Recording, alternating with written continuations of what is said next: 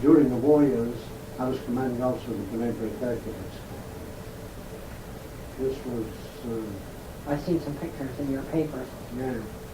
Well, there was a Commonwealth Air Training scheme from England, whereby they projected the need for thousands and thousands of air people. And had job getting, first of all, they had the problem in England of getting the aeroplanes, but then the next problem was to man those planes and so on. And they took rather a grim picture that the casualties could be very heavy. Mm-hmm. So they asked that so the members of the Commonwealth should adopt training schemes for their cadets.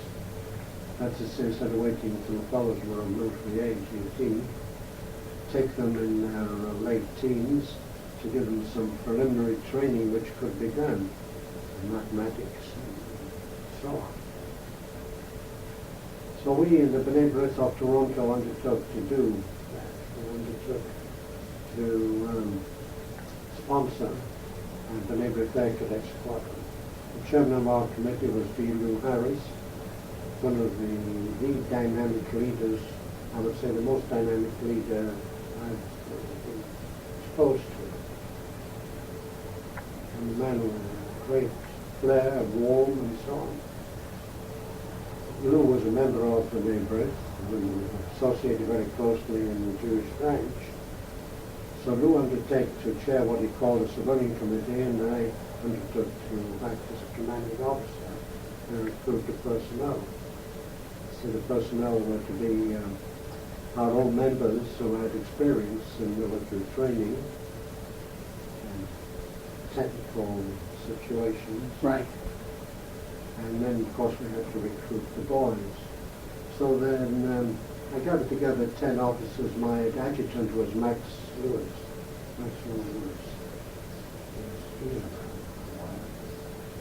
He used to be very active in the neighborhood, but not over 8 years.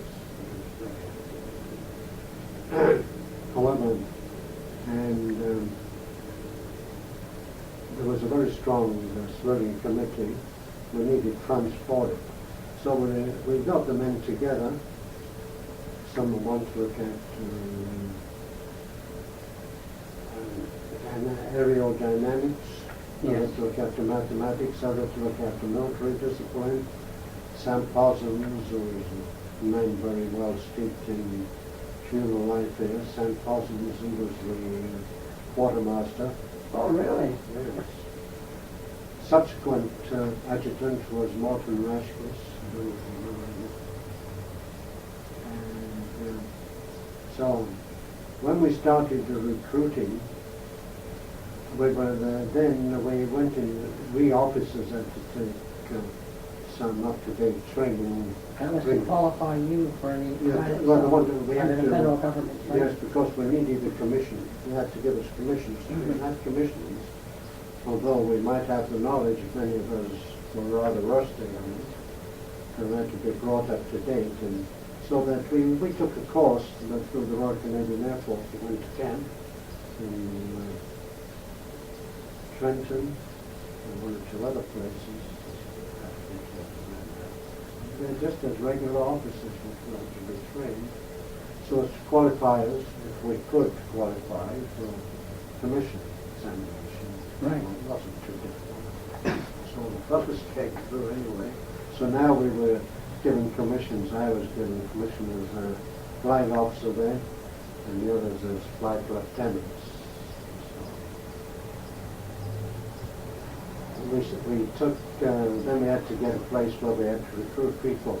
So Harvard Collegiate was the place we took. Now the principal of the school wasn't very happy, people coming into the school. Of course there was the evening hours and so on. Yes. And although we were a Jewish group, we would recruit anybody, and in fact we did. Among the applicants, had to be potential officer personnel, boys of 15, 16, 17. Management said they had to have a certain level of education, certain personality and so on. So that we had our particular tests for those. And we recruited. Among the boys who came to us were 3 or 4 coloured boys. But by that time they had assigned to us an American from New England.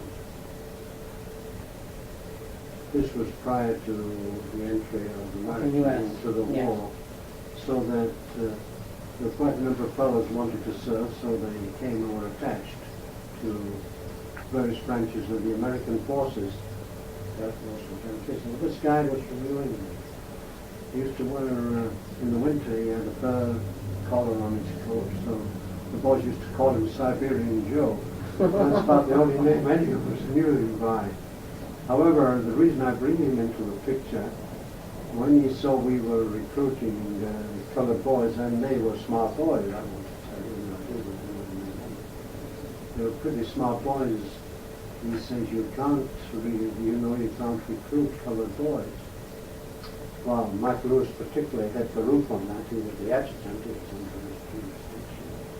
And we were withdrawing in our charter and so on. The ultimate thing is they took Siberian Joe away from them. But let me tell you, originally when we were agreed to form the new Brith, the Air Cadet Squadron, as it became known, we were looking at the qualifications for our recruits. You had to be the same qualifications as an officer. And one of the qualifications was they had to be British born or Canadian born or one of the Allies, which ruled out a number of boys who were sons of Russian parents. Oh yes, right. Or German parents, of course.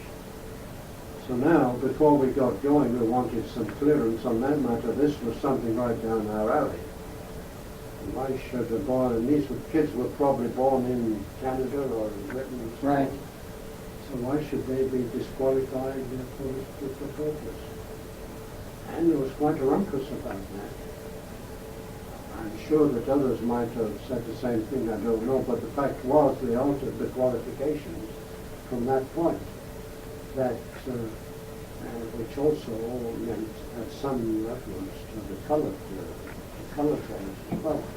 We had 3 colored boys there. One of them became, they were terrific athletes, very popular. One of them became, I promoted him to a warrant officer, which is a senior non-commissioned officer.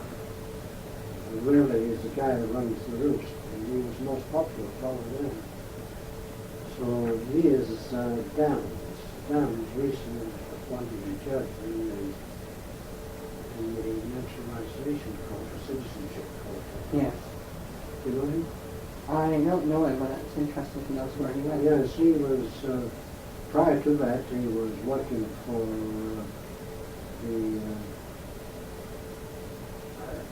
a clothing store downtown, but which belongs to Diamonds in Richmond Street. You know what I mean? But that's indifferent. The fact is he was there so that, and we also had a number of non-Jewish boys as well. Well, that speaks well of the neighbor's general outlook. Well, yes, the majority, but we're still known as a Jewish unit, you see.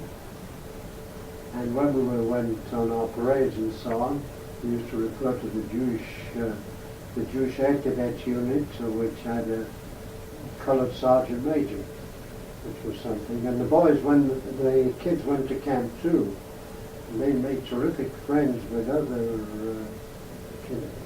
cadet units who were completely non-Jewish and so on, and built up a tremendous friendship, which was a great interweaving going.